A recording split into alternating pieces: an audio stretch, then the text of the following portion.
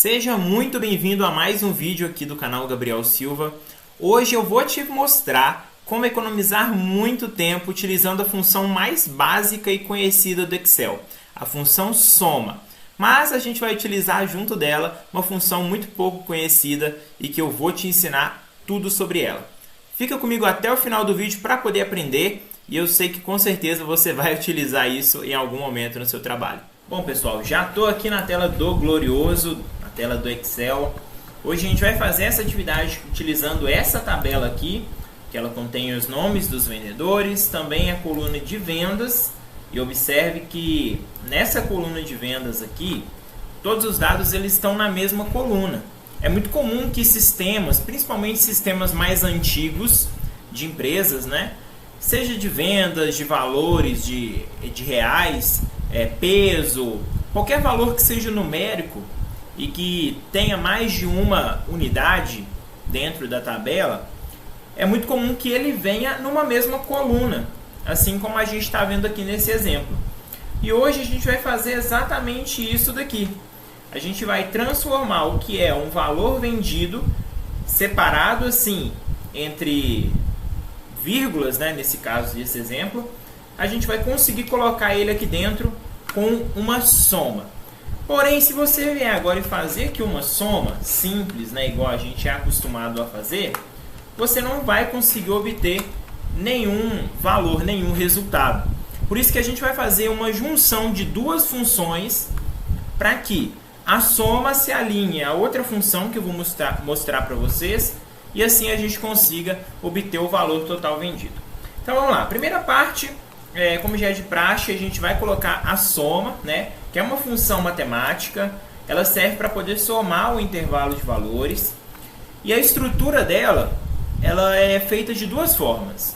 Ou você coloca o valor completo no tópico 1, aí pode ser um intervalo inteiro, apenas uma única célula, pode ser também uma tabela completa, né, uma matriz inteira.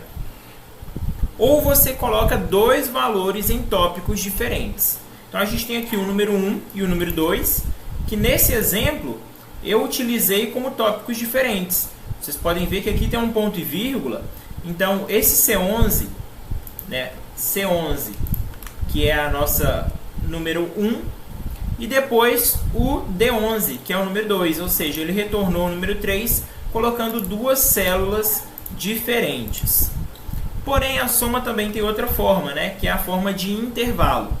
Quando você seleciona um intervalo, aqui nesse segundo exemplo, você vai estar selecionando apenas um tópico.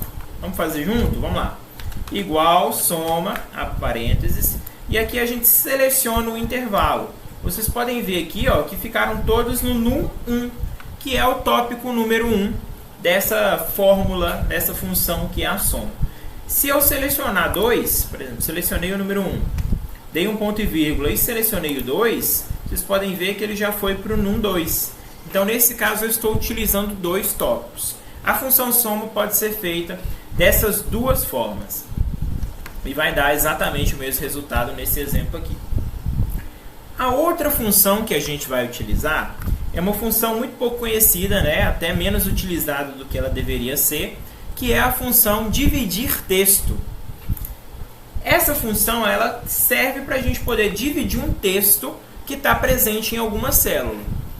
E como é que a gente faz isso? Utilizando dois tópicos. O primeiro tópico da função é o texto. O segundo tópico é o delimitador, é o separador. Então, vou dar um exemplo para vocês. Imagine que a gente tem aqui uma palavra, por exemplo, autoescola. Vamos supor que ela fosse escrita assim, né? Que não tem esse hífen ali. Com a função dividir texto, a gente consegue selecionar o texto e colocar para ele poder ser dividido de acordo com o que a gente quer. Então a gente tem aqui autoescola separados em duas colunas da forma que a gente quer. O diferencial dessa função dividir texto é que você não precisa ter apenas um delimitador fixo. Você pode selecionar aqui, nesse caso aqui, por exemplo, está separado por traço, né? E a gente coloca dividir texto separado por traço também. Por isso ele retorna os números juntos. Porém, no exemplo que a gente vai fazer, vai estar separado por vírgula. Então pode ser por vírgula, pode ser por traço, pode ser por ponto, pode ser um espaço. Você vai conseguir separar com a função dividir texto. Então vamos lá, vamos para o exemplo. A gente tem aqui os nomes dos vendedores, o total de vendas deles é o que a gente quer encontrar, e a gente tem a coluna de vendas, que é o quanto cada um conseguiu vender.